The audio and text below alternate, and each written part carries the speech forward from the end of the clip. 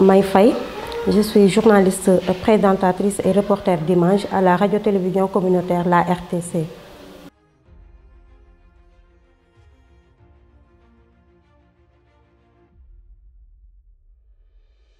Alors, mon premier contact avec la désinformation remonte de la période préélectorale en 2021. J'avais reçu des images et des vidéos relayées sur Facebook, je dirais, et YouTube, où on montrait des images et des vidéos qui prétendaient que Pikine était en feu.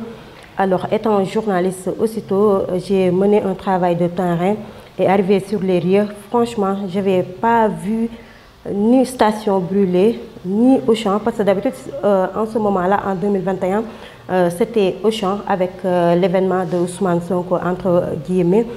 Donc, après investigation sur le terrain, j'ai aussitôt compris que l'information était fausse alors que les images provenaient d'un autre pays, dans un autre contexte. Là, je me suis dit qu'il est temps d'être vigilant en tant que journaliste et combien une information peut être manipulée et qui pouvait même enflammer une population.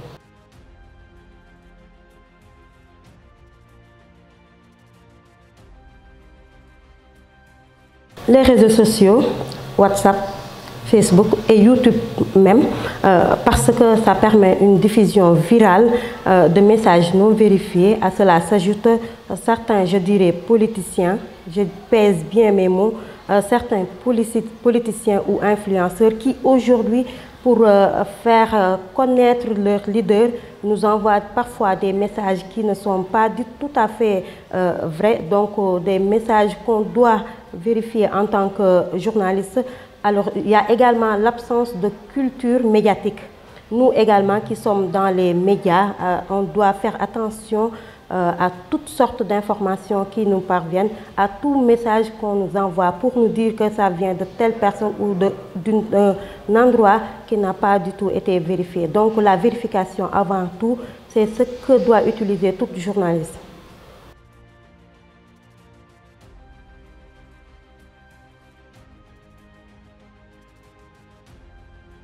Alors pour moi, en tant que femme journaliste, je dois d'abord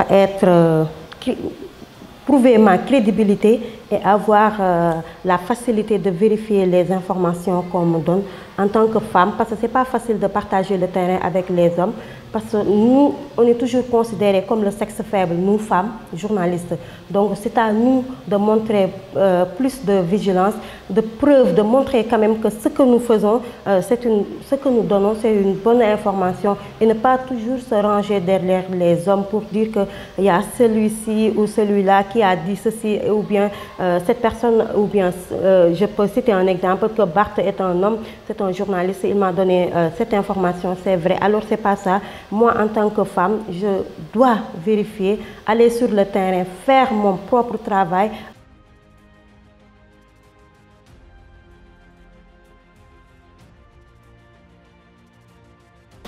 Il y a encore beaucoup à faire pour les femmes journalistes.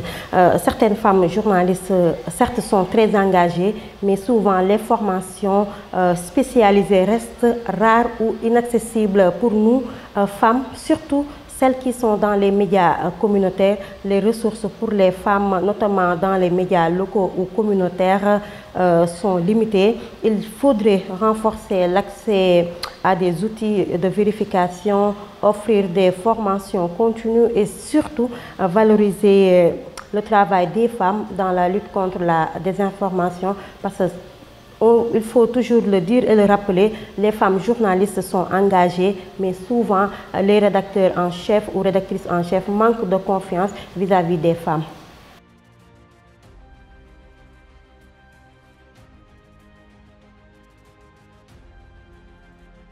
Ne croyez pas tout ce que vous lisez ou tout ce que vous voyez sur Internet.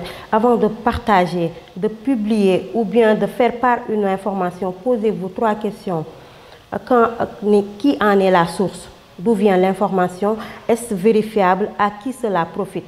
Parce que pendant les élections ou même il y a des moments où on reçoit des informations qui ne sont pas du tout vérifiables, qui font bruit, mais c'est elles qui construisent la paix et la justice. Moi, c'est cette information qui m'intéresse. Cultivons notre esprit critique. C'est notre meilleure arme contre la manipulation, parce que la manipulation, quand même, aujourd'hui, détruit le milieu de la presse.